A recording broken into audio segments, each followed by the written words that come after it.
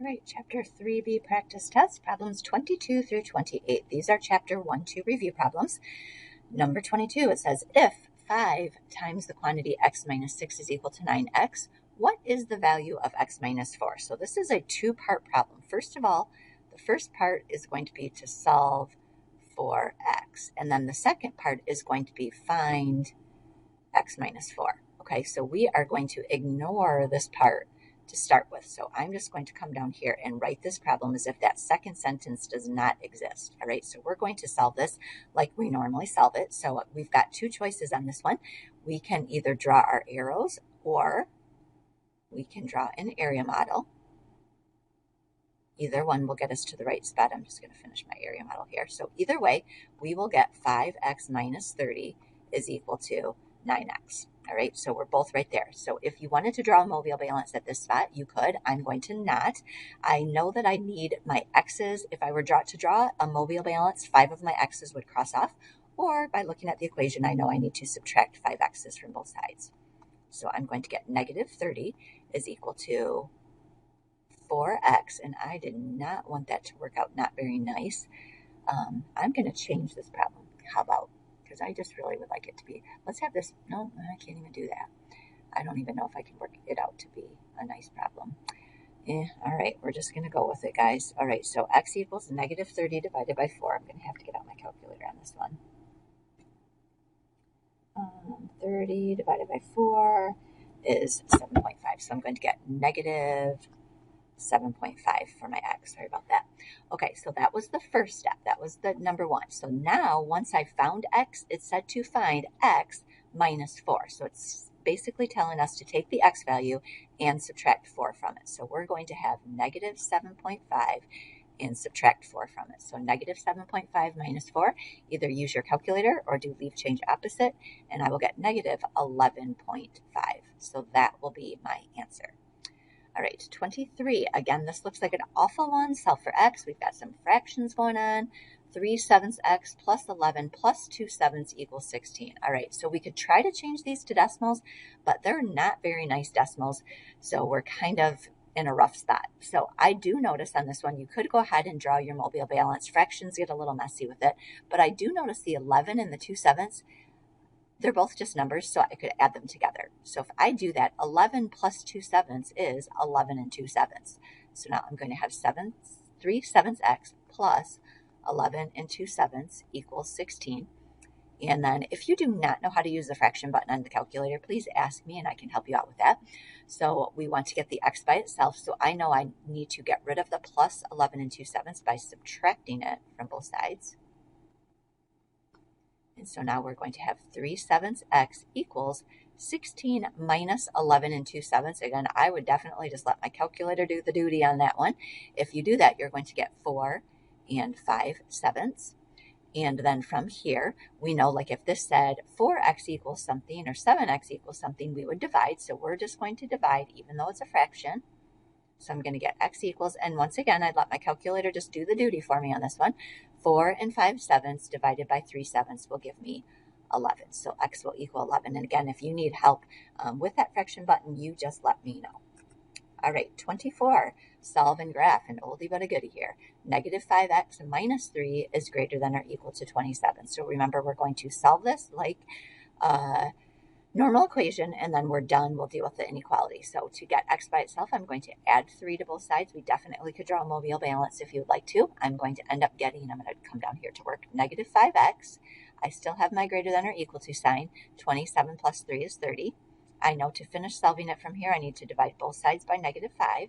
So I'm going to get x. 30 divided by negative 5 is negative 6, and I divided by negative, so I need to switch the way that inequality is going. So that's the first part of my answer. Now I need to go up to my graph and graph it. Negative 6, negative 5, negative 7. I'm going to put a closed circle because we are including, because of the equal sign, we're including negative 6 in our solution, and it's less than, all the numbers less than are the numbers to the left. So that's what my answer should look like. All right, number 25, solve and graph. We've got 3x plus 4 is less than or equal to 13, or 4x minus 2 is greater than 22. This is an or situation, which means I'm going to treat both problems just as they're two different problems. And I also know, I'm just going to give myself a note up here, my answer is going to be heading in two different directions. All right, so on this first one, I will subtract 4 from both sides. Notice I'm not doing anything to the equation over here because I'm ignoring it. So I'm going to have 3x is less than or equal to 9. And then I'll divide both sides by 3, and I'm going to come put my answer down here. I'll have x.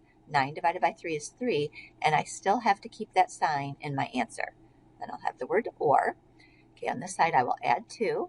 So I'll have 4x is greater than 24. From here, I know I need to divide both sides by 4. I'm going to come down here and put my answer. 24 divided by 4 is 6, and I have to keep that inequality in my answer. So there we go. Now I'll put 3 on my number line. I'll put 6. I think I'll put maybe like 5 in the middle. At 3, I will have a closed circle because of that equal sign. Less than will go to the left. Greater than, no equal sign, so we're going to keep it open.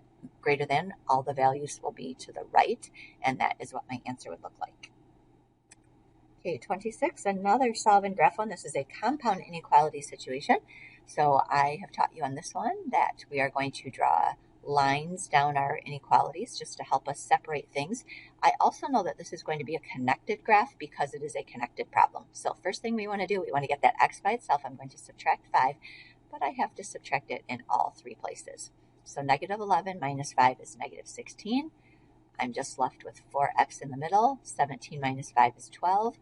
Now to get x by itself, I'm going to divide all 3 parts by 4. And I'll write my answer down here. Negative 16 divided by 4 is negative 4. In the middle, I'll just have x. And then 12 divided by 4 is 3.